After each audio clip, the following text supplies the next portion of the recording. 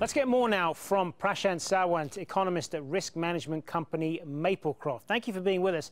Now, firstly, on the economy, taking into account all of the metrics that we mentioned earlier, GDP and inflation, who takes the credit for that? Well, when it comes to inflation, I think Modi got a bit lucky there because the oil prices globally has started coming down since the middle of 2014. And India is not the only country, but we can see globally many countries are experiencing low level of inflation. And in certain countries, almost there is a situation of deflation.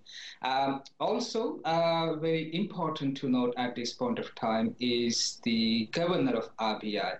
He pressed with the government to introduce inflation targeting. This is the first time ever introduced in India to have a target for the inflation and try to achieve those targets. On the GDP front, India's economy is expected to grow faster over the next 12 to 18 months. This is also basically because of the revision of the GDP methodology. That has been a controversial methodology indeed. But having said that, considering India is a vast and a diverse economy, and also nearly more than 50%, I would say, of India's economy isn't accounted for, which is the informal sector. So I do not see any problem with India's economy getting into a recessionary mode. The growth will remain strong. And as far as the challenges ahead, there are the issues of land reform and the tax on international companies. Can he get that through?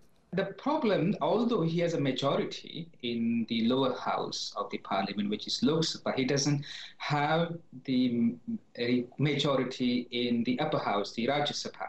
And rightly so, Modi, though he is perceived as a pro-business prime minister, there are certain policies which he has introduced and he's trying to tweak are not necessarily be considered as in favor of the agriculture sector for India, for instance, or even for the small and medium-sized sector in India.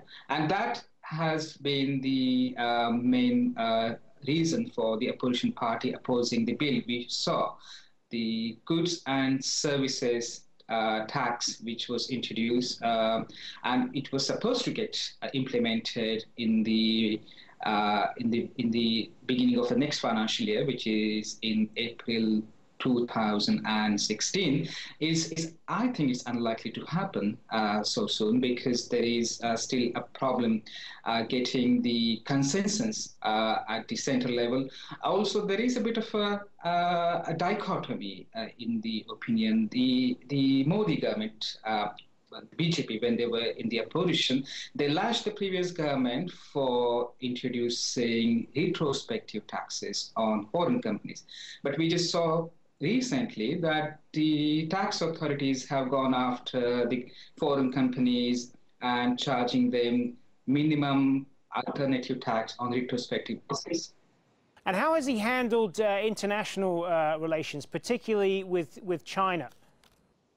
I think that is the major, if we were to say, a major achievement from these Modi's government.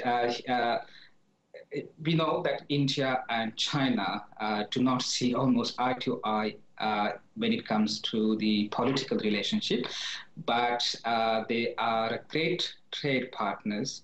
China is India's #1 trading partner, and recognizing that fact, only that the economic relationship can possibly smoothen out the differences on the political front. And therefore, they have seen each other twice in the last 12 months. In fact, the formation of BRIC Bank, though it will be based in China, the first chairperson of this BRIC Bank is an Indian, and that also will strengthen the economic relationship between these two countries. Prashant Sawant from Maplecroft, thanks very much for being with us. Thank you, Hassan.